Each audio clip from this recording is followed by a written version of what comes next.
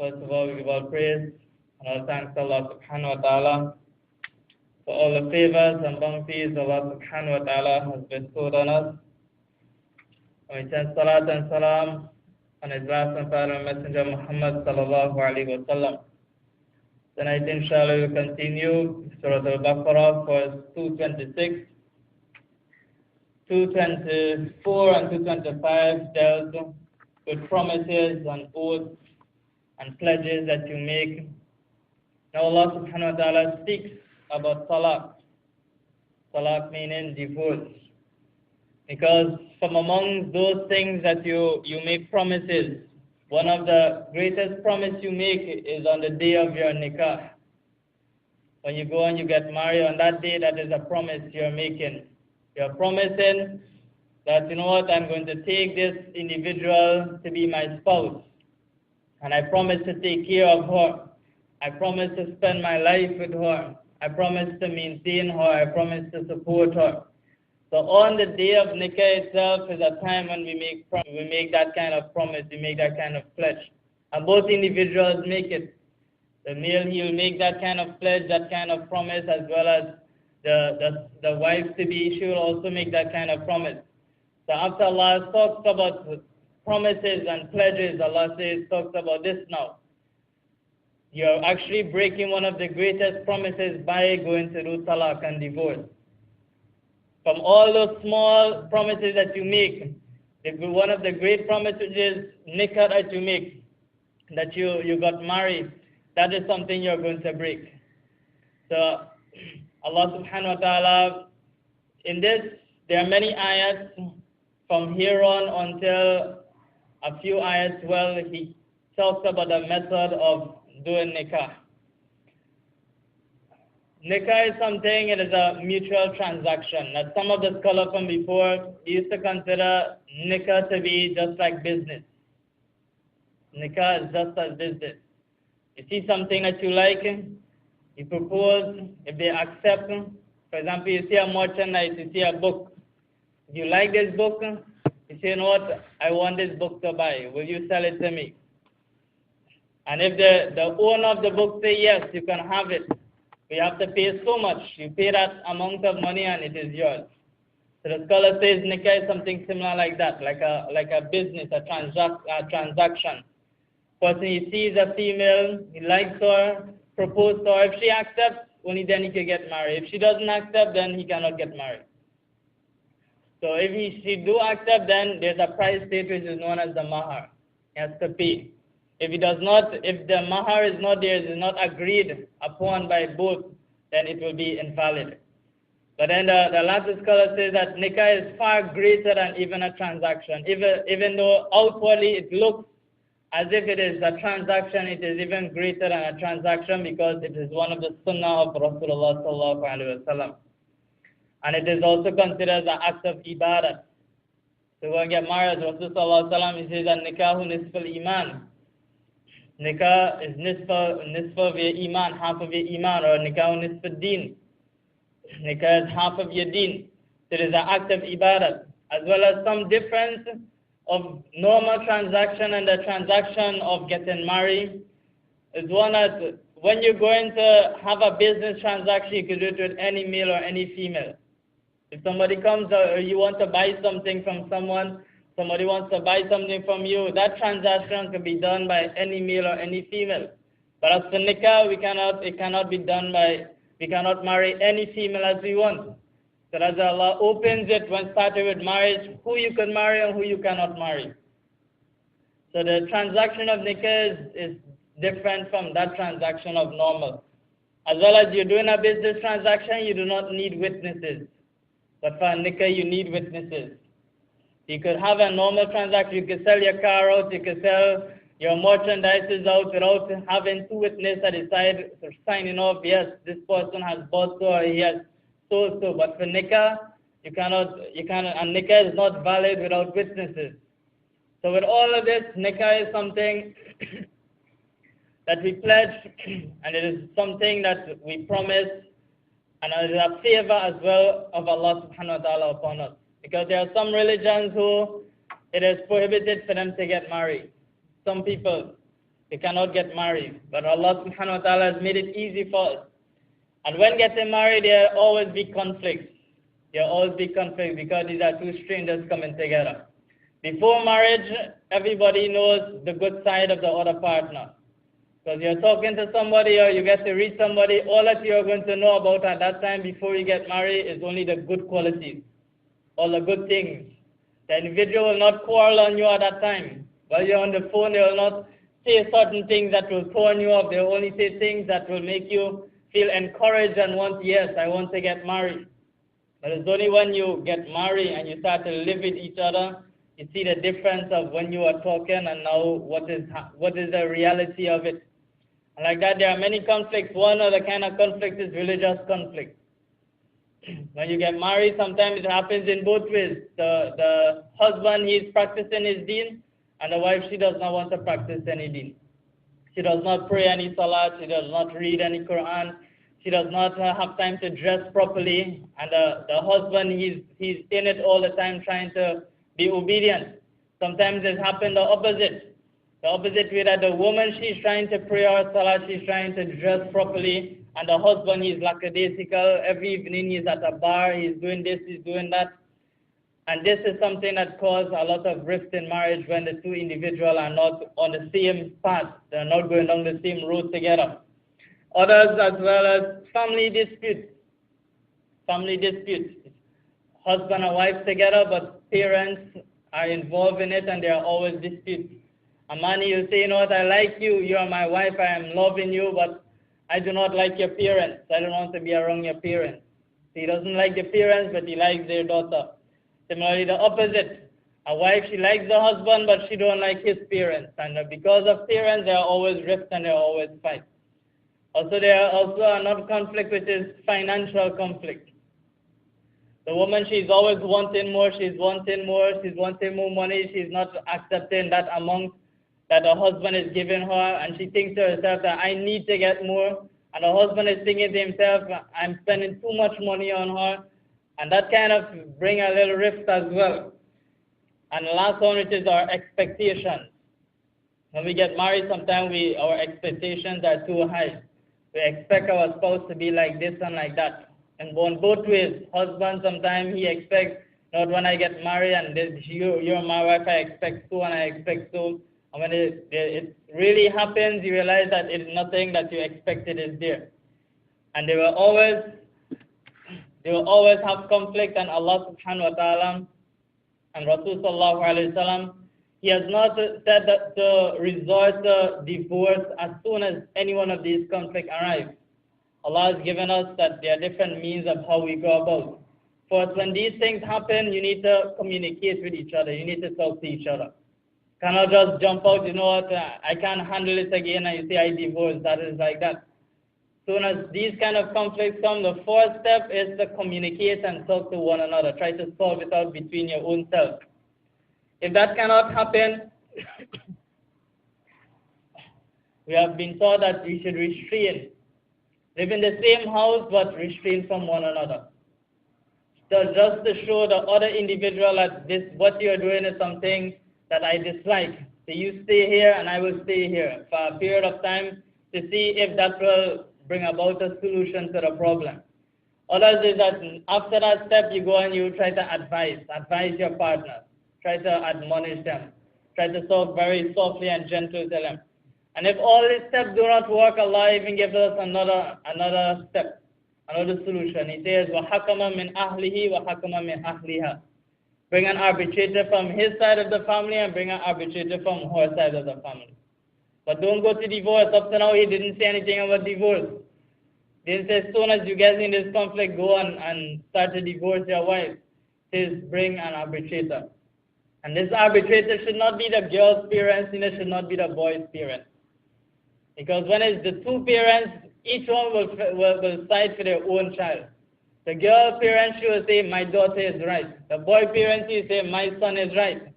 And like that, they will pull sides for each other. But Allah says, that's why He didn't say bring the parents of the boy or the parents of the girl.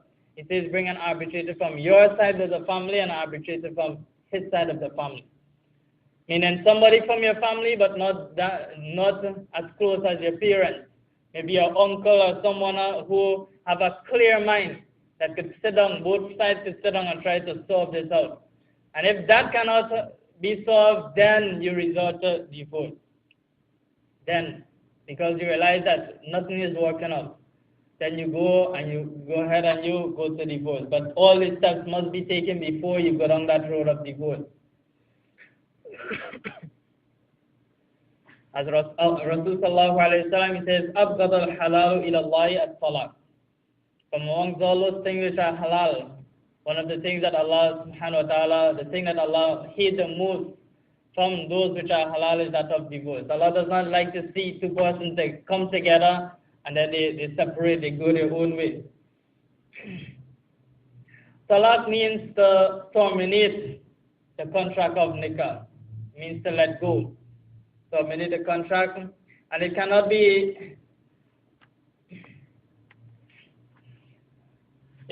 terminated like a business. As how we have a business and we have a transaction with someone and we say, you know what, that is fine, you just give me back my money, take back your item, and that is it. It does not work like that. There are different steps that should be taken, and when we get married, it should be, our intention should be for our whole life.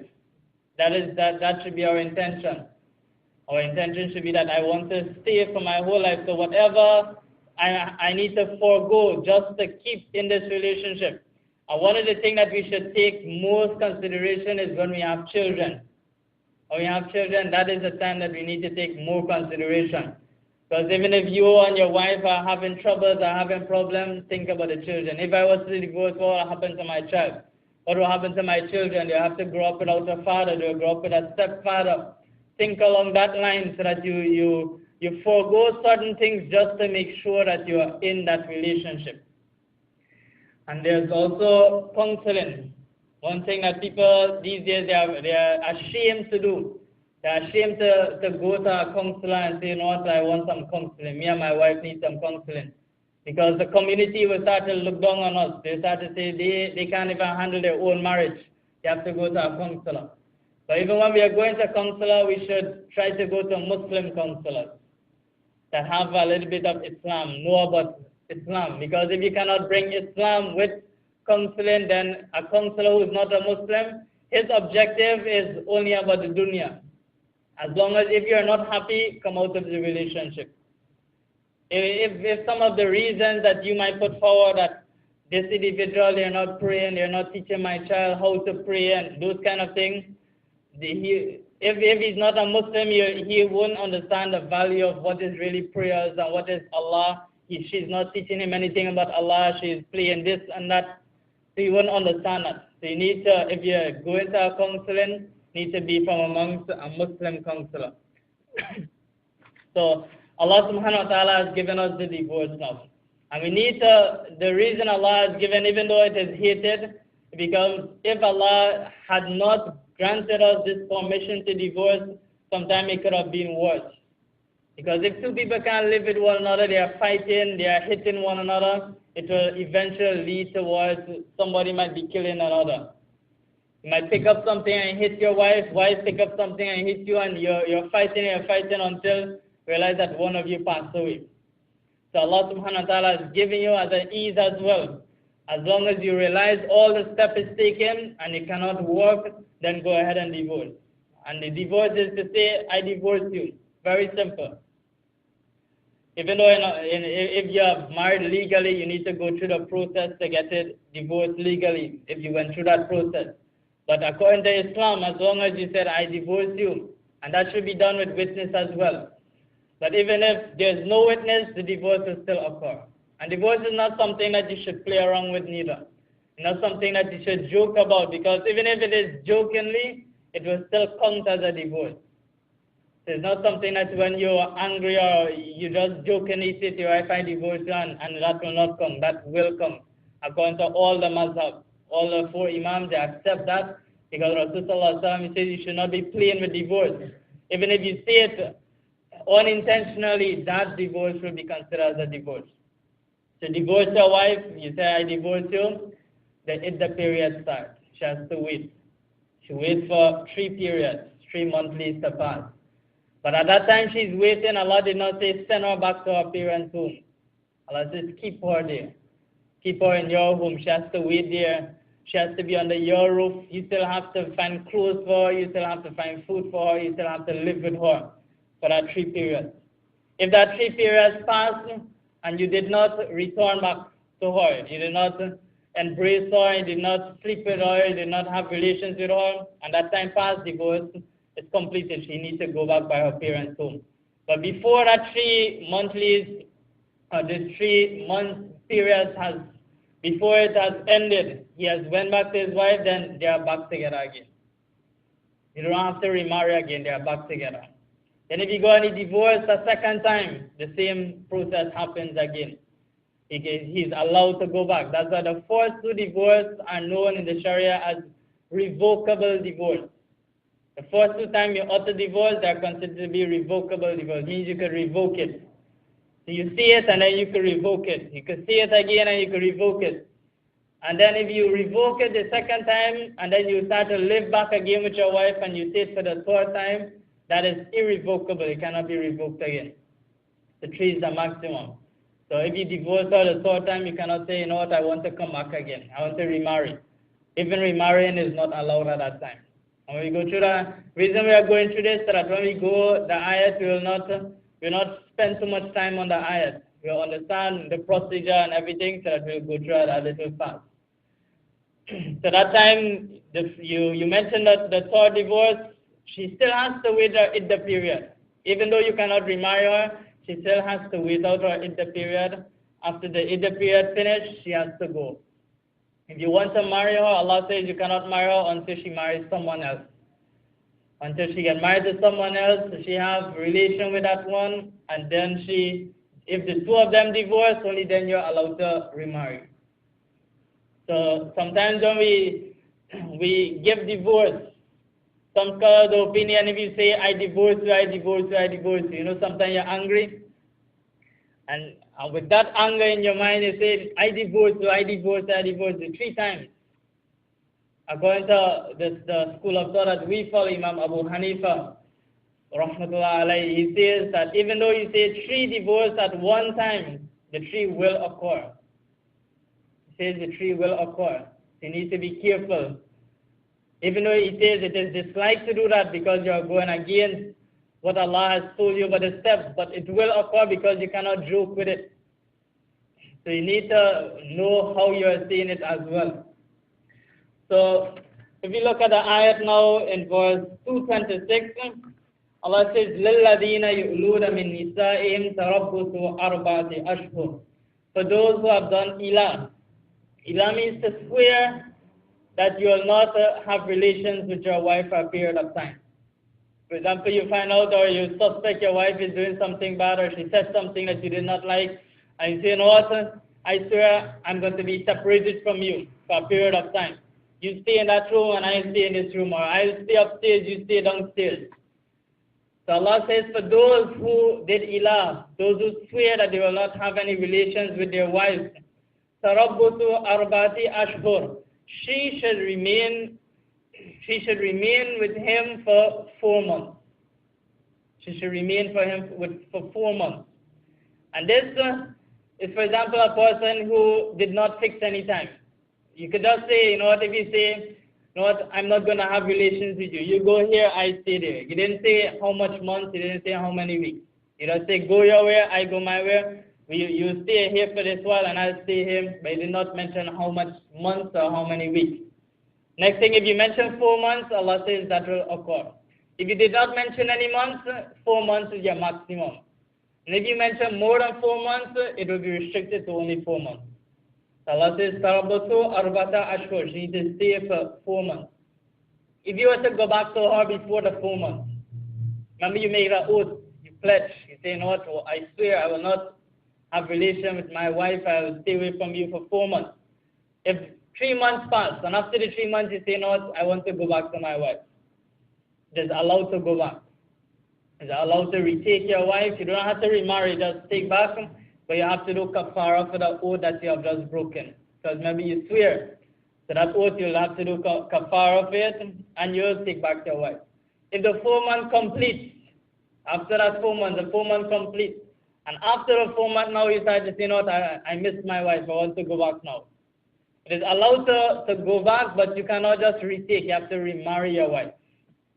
You have to do a nikah. So for example, if you swear and tell her, go away, you go your side, I go myself, and 4 months has passed, and then you start to come to your senses, not I'm sorry, I made a mistake, then you need to remarry, do back a nikah again before she could come back with you. But there will be no kafara, because you didn't break your oath. Your 4 months, you swear that you will stay with her for 4 months, the 4 months has completed, you didn't break your oath. So you don't have to do kafara, but it is allowed to remarry your wife. So here Allah says, Tarabutu arbata ashhur. She stay, she says, remain for 4 months, and stay in your home as well. And the 4 months is because 4 months is a long period enough. Allah is giving you 4 months to think about it. So if 4 months has passed and you still cannot make up your mind, Allah says, don't keep her like that all the time. Let her go. Time for her to go and see if she can get married to someone else, because if you're just staying away from her for so long, she's by herself, you're by herself, no, you should live like that. Let her go. So Allah subhanahu wa ta'ala has restricted to 4 months. Then Allah says, فَإِنْ فَاءُوا, if they return, that is, if they return before the 4 months or even after the 4 months, Allah says, فَإِنَّ اللَّهَ غَفُورٌ رَحِيمٌ, verily Allah subhanahu wa ta'ala is all forgiving, all merciful. So Allah likes that you return, so that's why He says you return first. And then Allah says, وَإِنَ عَزَمَ الطَّلَاقِ, but if the 4 months pass and you, عَزَمَ الطَّلَاقِ, you have decided on divorcing, you decided to go your separate ways, Allah says, فَإِنَّ اللَّهَ سَمِيعٌ عَلِيمٌ, verily Allah is all hearing, Allah is all knowing. Allah is all hearing, Allah is all knowing. Then Allah continues, وَالْمُطَلَّقَاتِ يَتَرَبَّصْنَ بِأَنفُسِهِنَّ ثَلَاثَةَ قُرُوءٍ. And the divorced women, they should stay with themselves for 3 periods, for 3 quru. They should stay with themselves for 3 periods. Or is it 3 periods?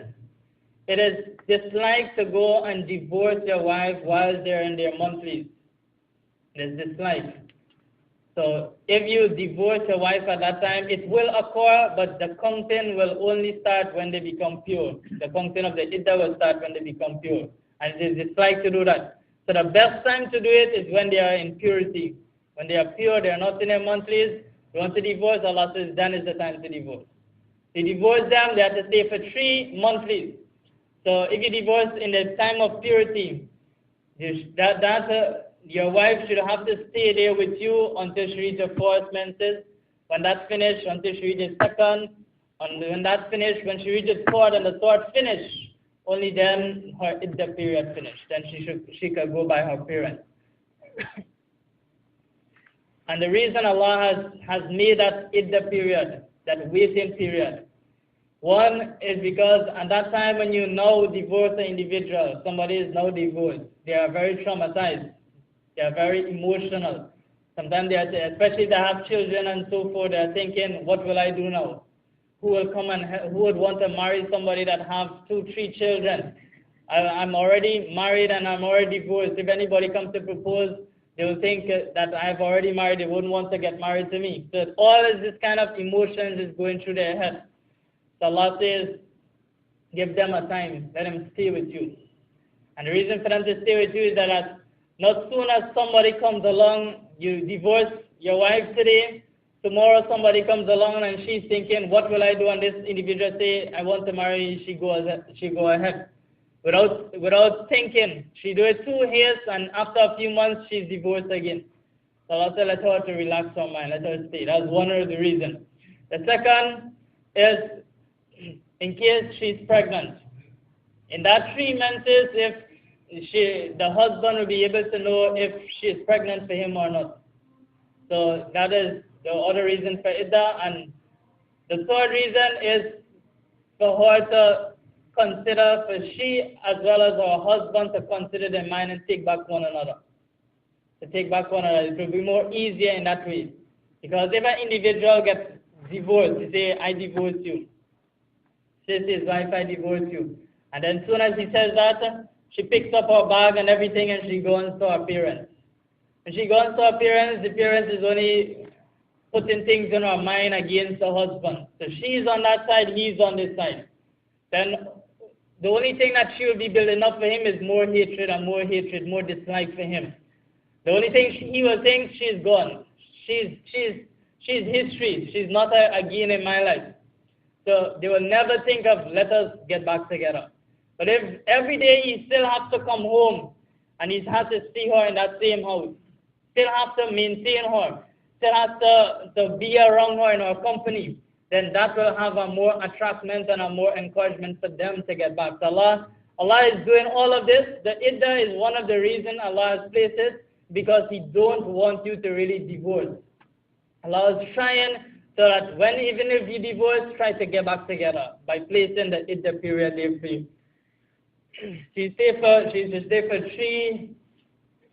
three menses, and Allah says, وَلَا يَحِلُّ لَهُنَّ أَن يَكْتُمْنَ مَا خَلَقَ اللَّهُ فِي أَرْحَامِهِنَّ.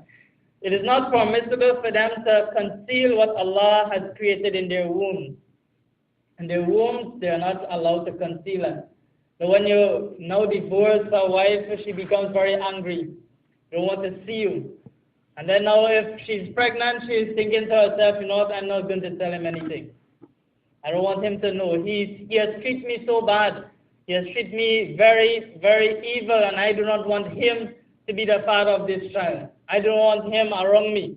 So I'll just keep it a secret, and after I go back to my parents' home, then I'll let them know. I'll let them know that I'm pregnant, but I don't want him to know that I'm pregnant. So Allah subhanahu wa ta'ala says that is not permissible. La yahillu lahunna. That's not permissible for them. Then He says, in kunna yu'minna billahi wal yawmil akhir. If they really believe, for that one who really believes in Allah on the last day, anyone that is a true believer, that should not be in their thoughts to hide who is the real father, to conceal that this individual is the father of my child, that I'm pregnant. Allah says, وَبُؤُولَتُهُنَّ أَحَقُّ بِرَبِّهِنَّ. Allah says their husband has more right to return to them. Their husband has more right to return to them. So you have divorced your wife, Allah is saying they are pregnant, then the best person to remarry them is their own husband, the first husband. That is the best person. Because he will be a better father than any other individual could be a father for his child. He will be the best father. So, and sometimes he will even change. Sometimes by getting a child for him, he will change his ways and he will start to think. So that's why Allah says, in aradu islaha. Allah did not say the husband, he is the best individual to return and finish like that. Allah says, if they intend to do islah, if they intend to rectify themselves.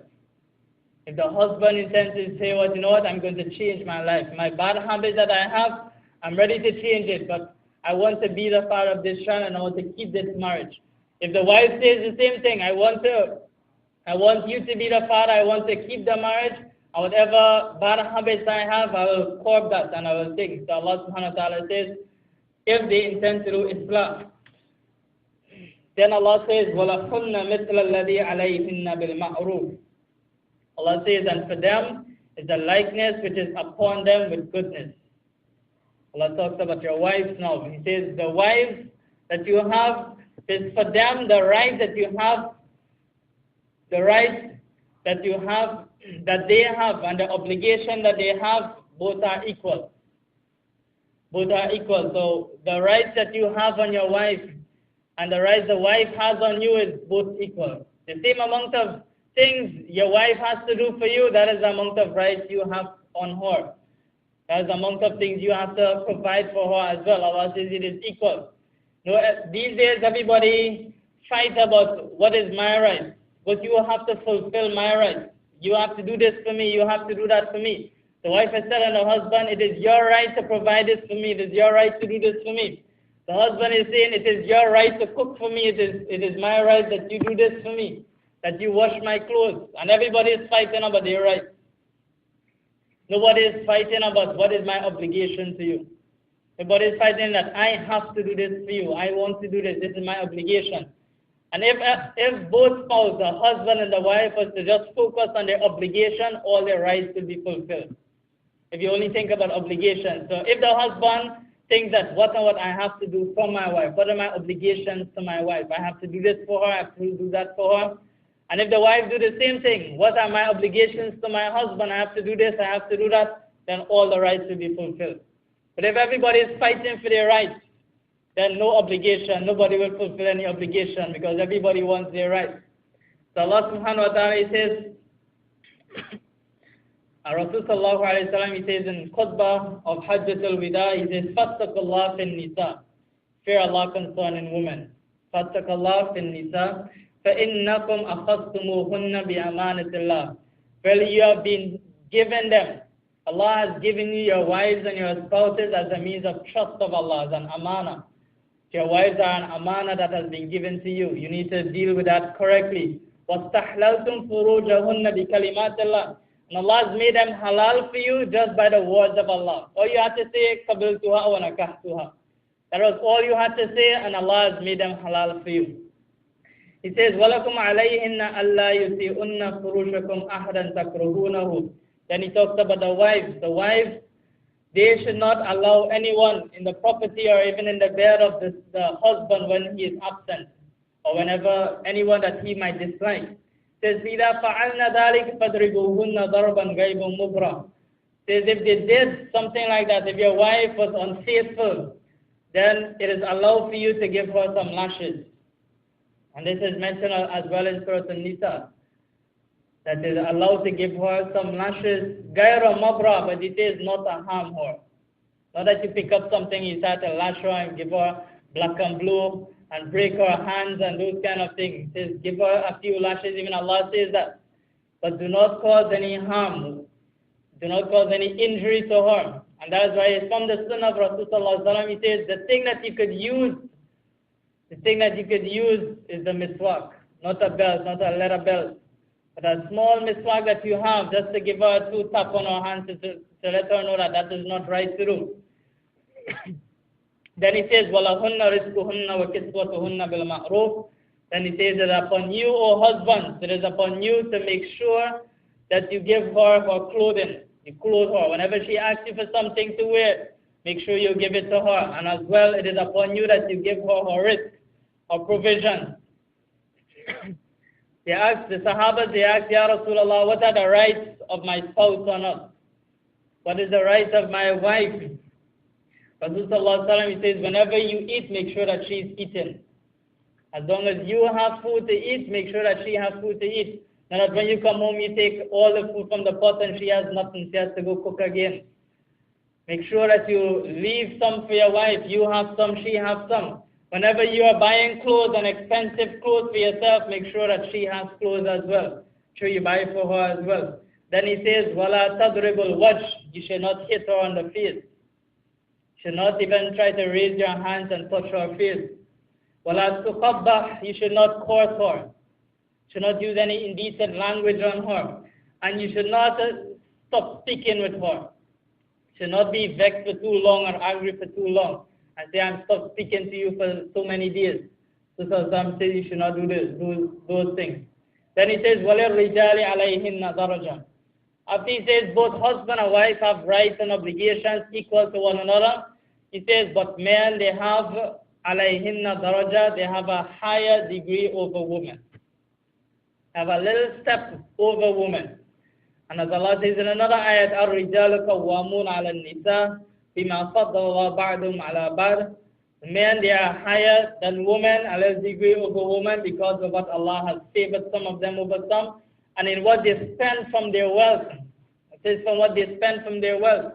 Because the man, he has that obligation to take care of his wife. He has to spend on his wife. He has to go out and work hard to make sure that there is money that he can maintain and support his wife. So it says that is one of the reasons. But in the context of what we are talking about divorce, Allah says, وَلِلْرِجَالِ عَلَيْهِنَّ دَرَجَةٌ. Soon after, He was mentioning about pregnancy. That if that divorced woman, she's pregnant, she should not hide it from her husband. And then Allah says, man have a higher degree, means that he has more rights to take back that child and take back his wife. He has that choice to take back, because if he knows, then he has that right. He is higher in that manner that he has the last say, and that if he wants her back or if he do not want her back. Then Allah says, Wallahu Aziz and Hakim. Verily Allah is Al-Aziz, Allah is Aziz, Allah is Almighty, Allah is all-wise. So that is one divorce. Then Allah says, As-Salaku Marratan, the next ayah, 229. Allah says divorce is twice. There are only two divorces. Means that there are only two revocable divorces, as you mentioned. Only the two divorces, as you mentioned, that you are able to come back and go. It's mentioned in the beginning of Islam, a man had the right to take back his wife when he divorced her. And they used to divorce, a man sometimes he will divorce his wife 100 times. 100 times. Every now and then he feels like he's divorcing her. Divorce her this week, next week he and she go again, then he divorced her again, the following week they divorced, and like that they were going. There was more than 100 times, and then Allah subhanahu wa ta'ala, He restricted it to 3. That is the most you could do. After that, there's no other remarrying again there. You cannot take back. So Allah says, As-Salaku Marratan. فَإِمْسَاكُمْ بِمَعْرُوفٍ أَوْ تَصْرِيحٌ بِإِحْسَانٍ. When is the second divorce? You said divorce for the second time. Allah says, فَإِمْسَاكُمْ بِمَعْرُوفٍ. You could either take them back بِمَعْرُوف, with goodness. Take them back with goodness. أَوْ تَصْرِيحٌ بِإِحْسَانٍ. Or you could let them go with ihsan. So when you say, I divorce you the second time, you have that option again. If you want to retake your wife, or if you want to let her go. And Allah says, whatever decision you make, if you're going to take her, do not have any grudge for her. Do not take any spite on her. Try to treat her good. Allah says, بِمَعْرُوفٍ أَوْ تَصْرِيحٌ بِمَعْرُوف. أَوْ تَصْرِيحٌ بِإِحْسَانٍ. Or if you're letting her go, Allah says, let her go with ihsan, not ma'roof.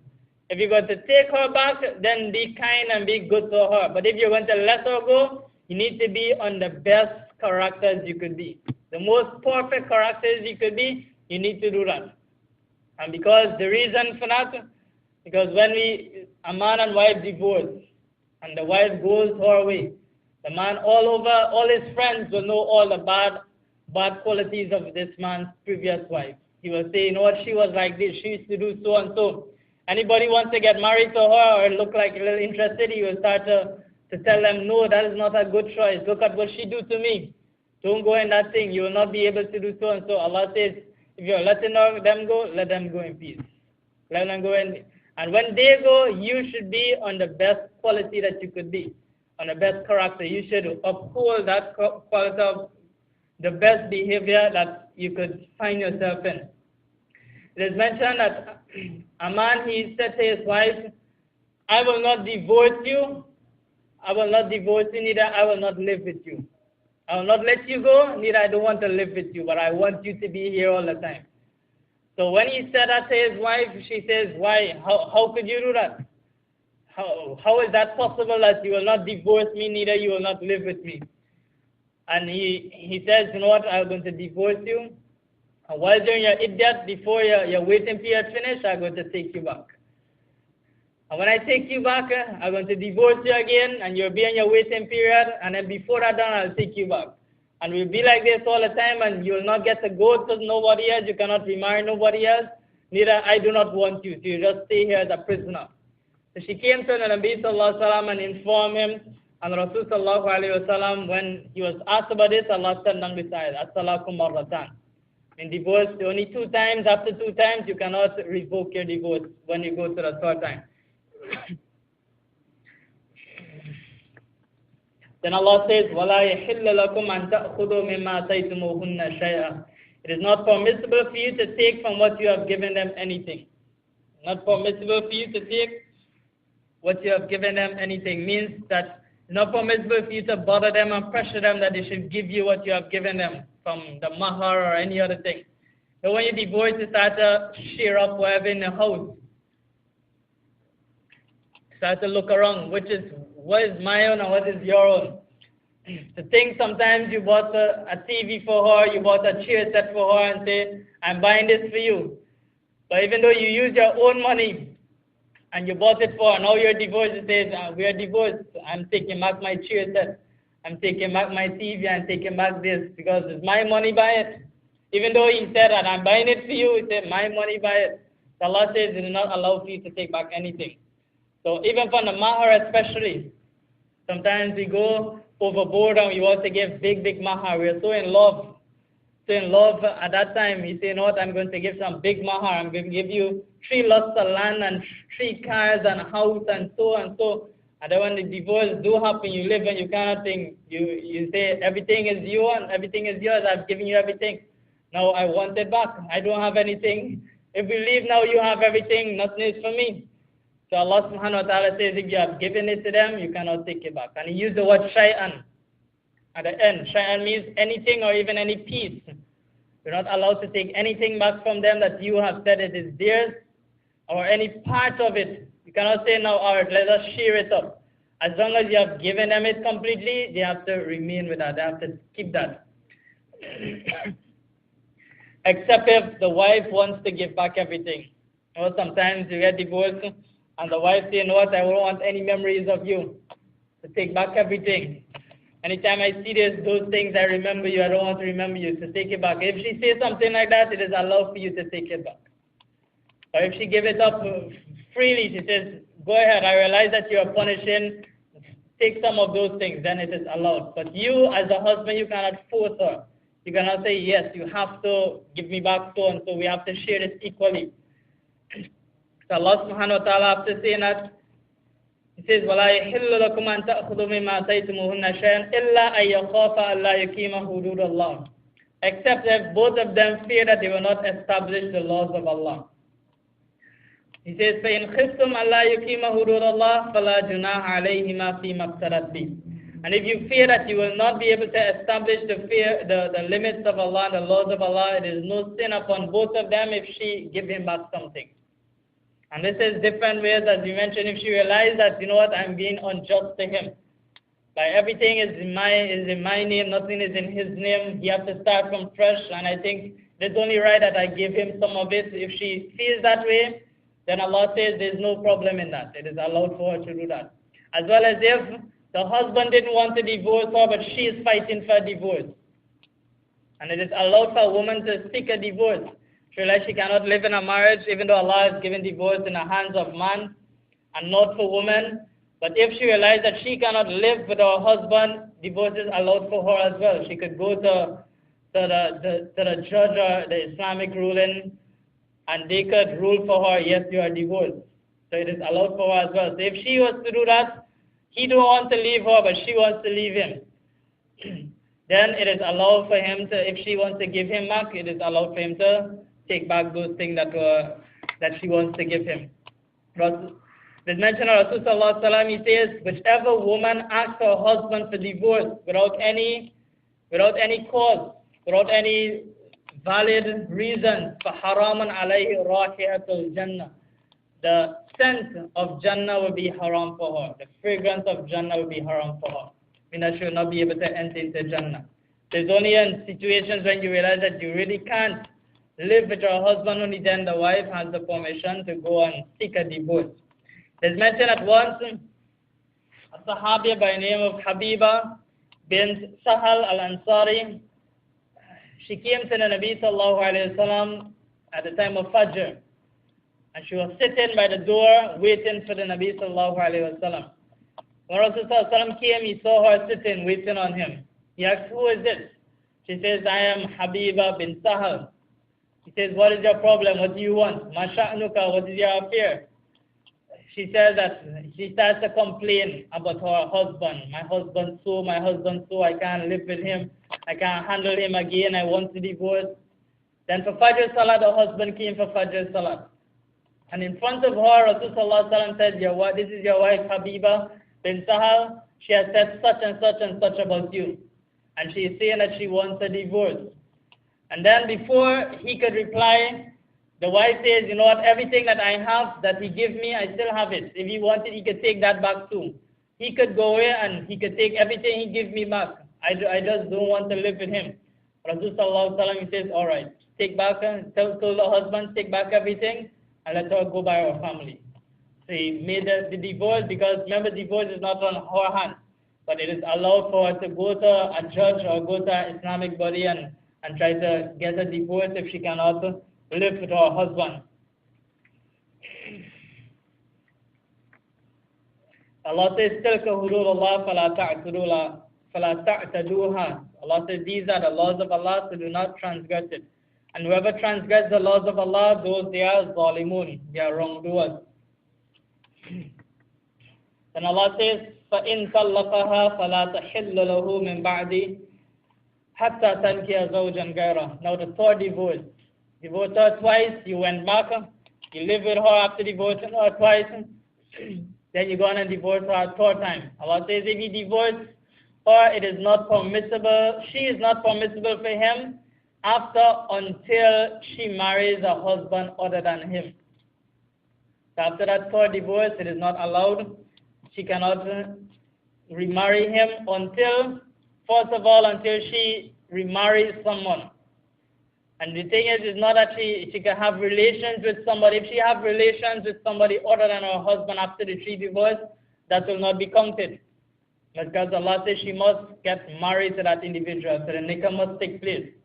The second thing is not only nikah must take place, but she must consummate the marriage. The marriage must be consummated. Because once a Sahabi, he did that to his wife and he asked, Ya Rasulullah, what can I do? Can somebody just nikah my wife, and after the nikah, he could divorce my wife and then I could remarry her? Rasul he says, no. The marriage must be consummated.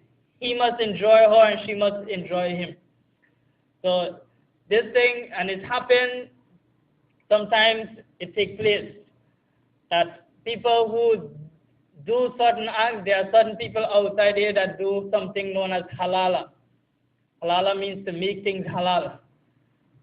So there are some people who are around that if you did that, you divorce your wife 3 times and then you realize you want your wife back. These are some people that you just pay them some money.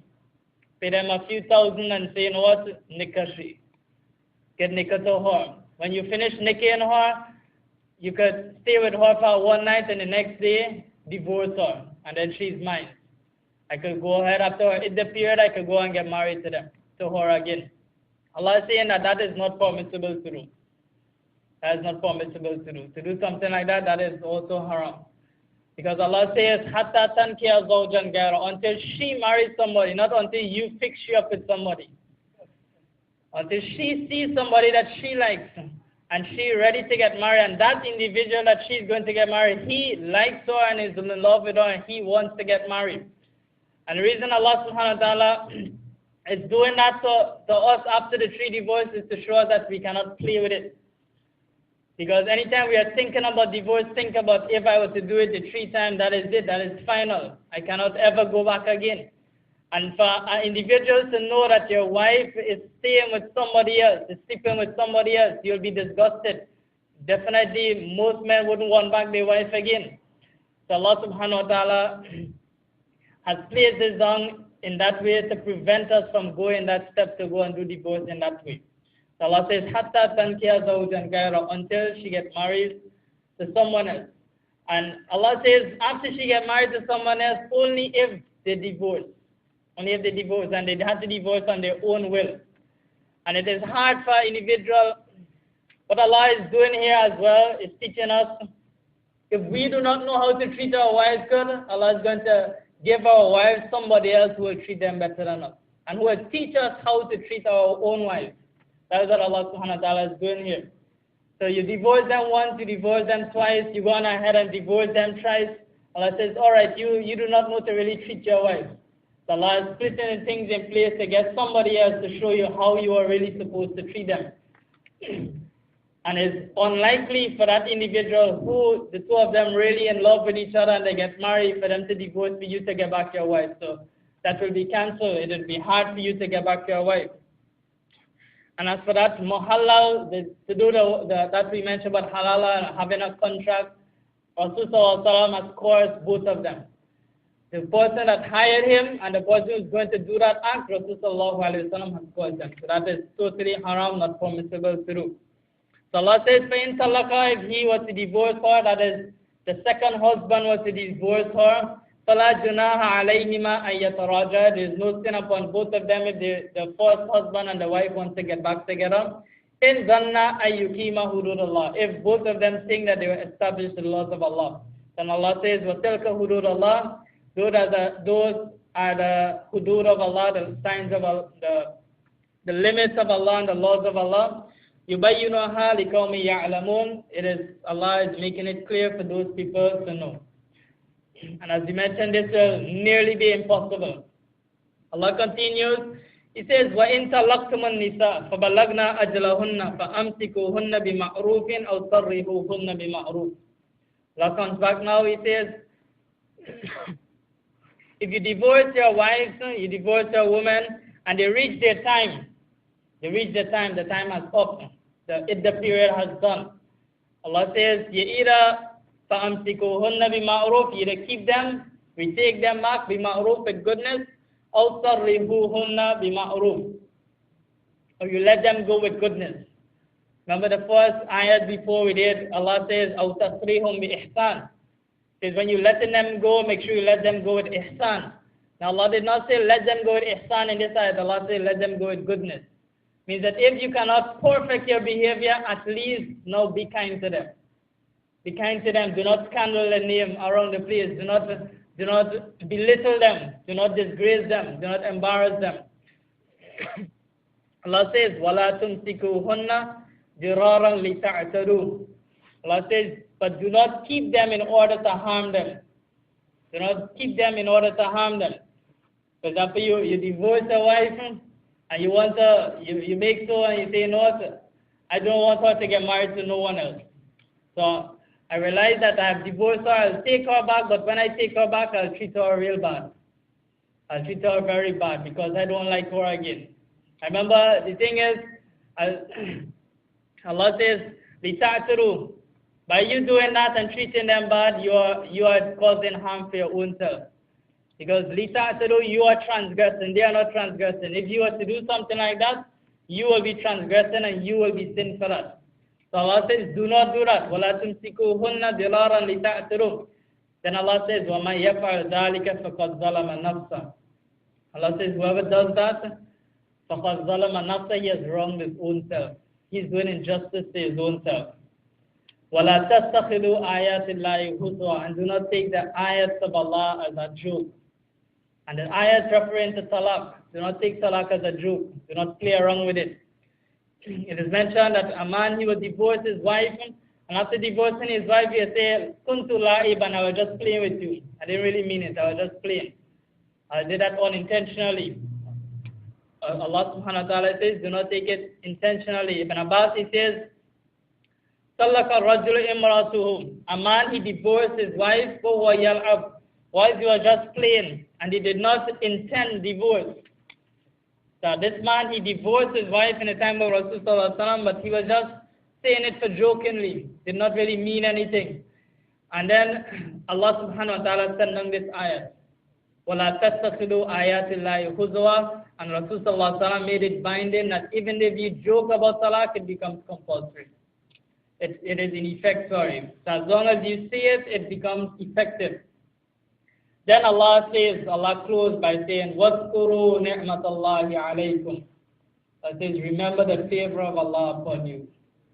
What favor is that? Allah says, remember how much goodness your wife did for you. By Allah giving you that wife alone, that is a great favor Allah has given to you. Allah says, remember that. And as well, make sure you remember that when you divorce her, before you divorce her, or even after you divorce her, remember that. So when you try to go and scandal her name somewhere, try to belittle her, try to stop others from wanting to get married to her, Allah says, remember those favors Allah has given you. Allah has given you them as your wife. They used to cook for you, they used to clean for you, they used to do so much of things for you that you cannot repay them. So remember that. And you should try to remember this before you divorce your wife. This is something that's an ayat we should reflect even before we go and we divorce our wife. So when that sort of divorce comes to our mind, Allah is saying, وَاذْكُرُوا نِعْمَةَ اللَّهِ, remember the favor of Allah. If they might do something, they might say something displeasing to you, they might do something displeasing to you, start to think back of all the good things they used to do for you. All the good things they are doing for you. Allah says, يَعِدُكُمْ, Allah says, وَمَا أَنْزَ عَلَيْكُمْ مِنَ الْكِتَابِ وَالْحِكْمَةِ, and also remember what Allah has revealed to you in the book. Means remember these laws that Allah has given to you. When you remember the favors of your wife that they did for you, also remember the laws that you have to fulfill. Ya'idukum wal hikmah ya'idukum bi. Allah says He's advising you of it. Ya'idukum bi, Allah is advising you with it.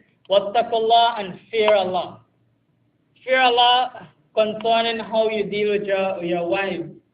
How you deal with them during marriage, how you deal with them if it do happens and you divorce, how you deal with them at that time, that period of divorce, how you deal with them even after divorce. You need to fear Allah concerning those times.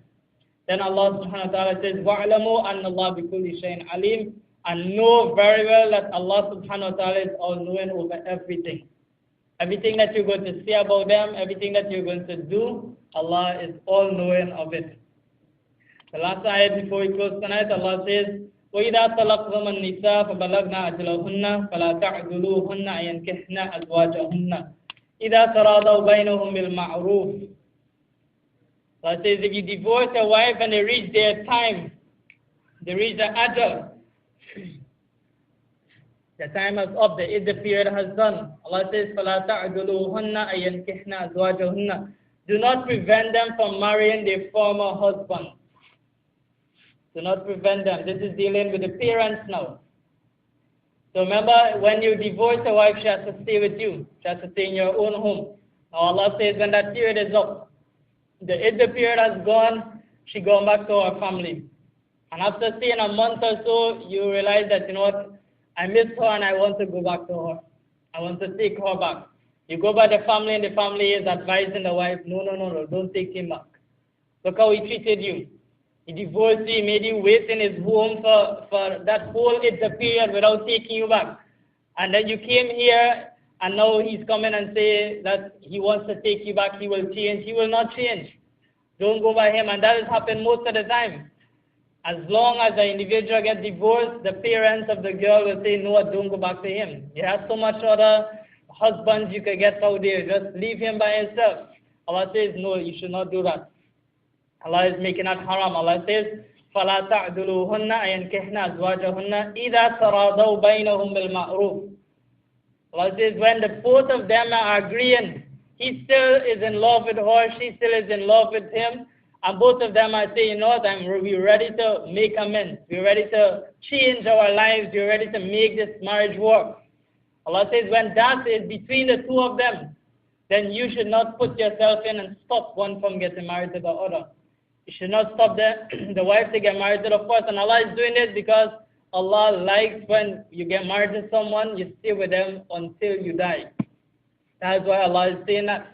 So even though the iddah period passed, Allah is, and there are other things out there that might pull you away from your former husband, Allah is saying even at that time, Allah is pushing that away. Allah is preventing the family from putting apart and advising the wife against the husband. Allah is saying if the husband or wife is ready and they think that they can make it work, let them make it work. Because it's always better for them as long as they get married to stay with one another. That is the best fear.